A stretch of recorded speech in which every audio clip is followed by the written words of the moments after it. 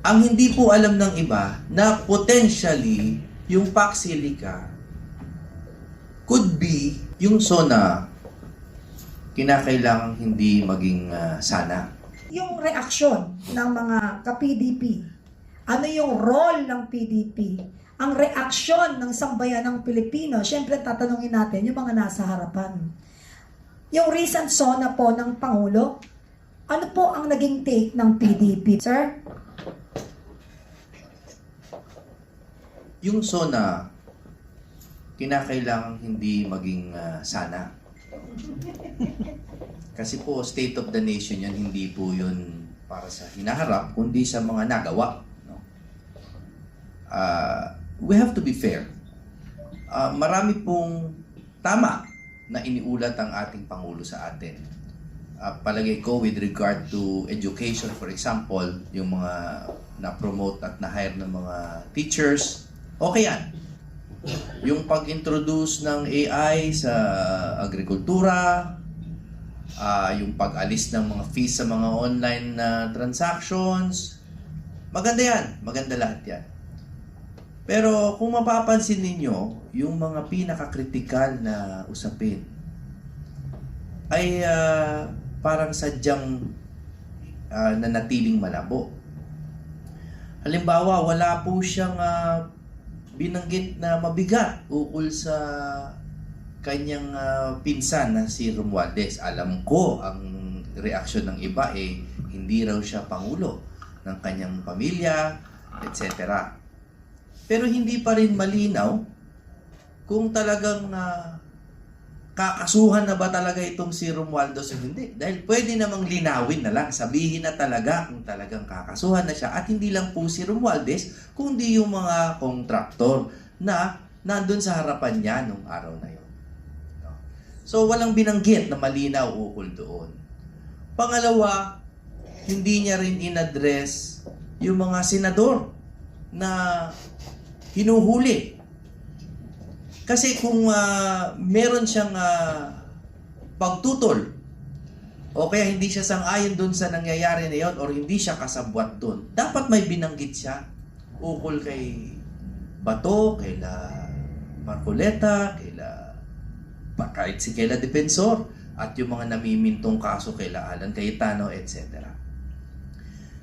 Meron din siya mga hindi binanggit ukol sa matagal na pinag-uusapan ng mga legislated wage hike.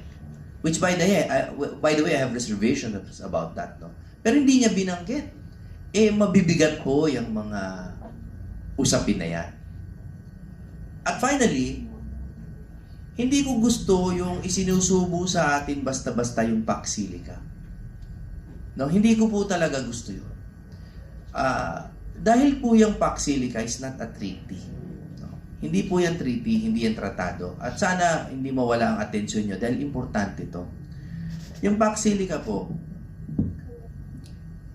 hindi natin kailangan alamin yan. Kaya nga si BP hindi niya inaalam, di ba? Hindi niya inalam yan kasi ang Paxilica is simply a business proposal.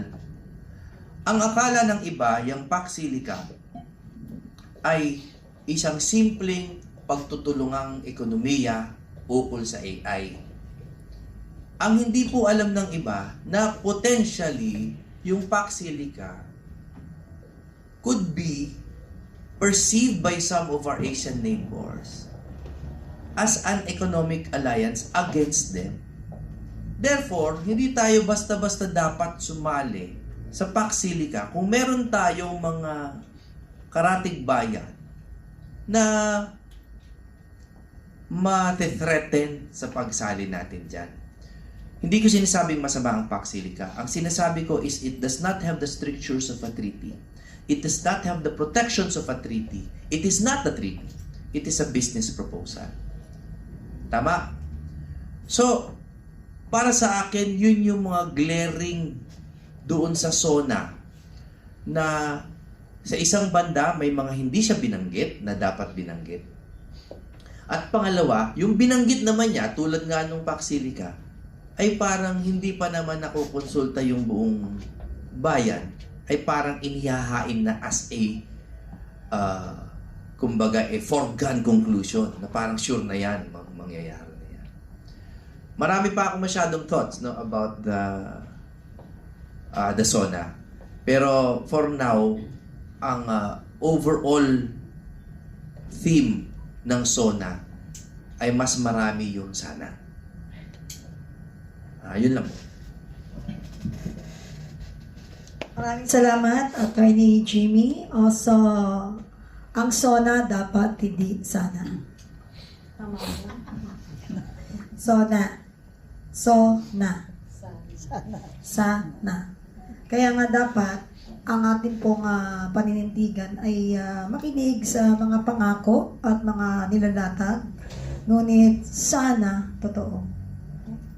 Tama ba yan? But anyway, ngayon naman po, para kay Attorney Yvette Contacto, actually, ang nasagot na ni Ka Jimmy, sabihin ko pala dapat kay Ka Jimmy, bilang EBP or EBP, ano ba ang posisyon ng EBP office sa mga prioridad ng SONA?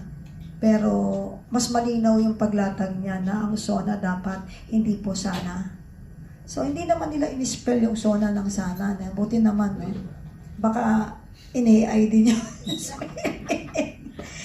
Alam niyo mga kababayan, maraming nakakatawa na mga usapin na mga naririnig tayo sa mga nilalatag sa kaliwat kanan. Pero ngayon na po ang dating ng mga usapin sa kaliwat kanan, hindi na po nakatutuwa, nakakakilabot. Kasi ang lagi na lang biktima dito, ang mga Pilipino, umaasa sa makatotohanang solusyon sa mga problemang kinakaharap ng ating bayan. At ngayon, Attorney Yvette, ano po ba yung dapat bantayan natin sa legal at governance po ngayon? At this stage kasi, this is already the 5th SONA, no? Na ng ating Pangulo, no? Isa na lang. Pero, etong pang-5 kasi na to, dapat nag-build up na no? Yung mga gains, anuman yung mga naging accomplishments ng current administration. Yun, personally, yun ang hinahanap ko. 5 years na po natin silang sinusweldohan. Ano ang resibo? Yun ang inaantay natin. I would have wanted to hear from him paano tayo magiging self-sufficient in the last 2 remaining years. Para hindi na humabigatan ng ating taong bayan sa mga susunod na utang. I would have wanted to hear more for what is in store for our students. Simula K1 hanggang sa kolehiyo. At ano rin ang kanyang panukala pagdating sa health reforms na talagang magugulat ka. Social services po, no? These are very dear to us, lalo na dito sa PDP Laban.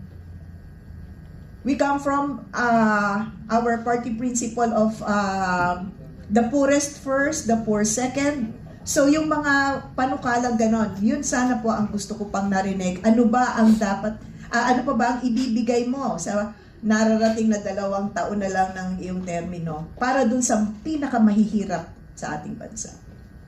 So yan, Kapen. Maraming salamat, Attorney Yvette.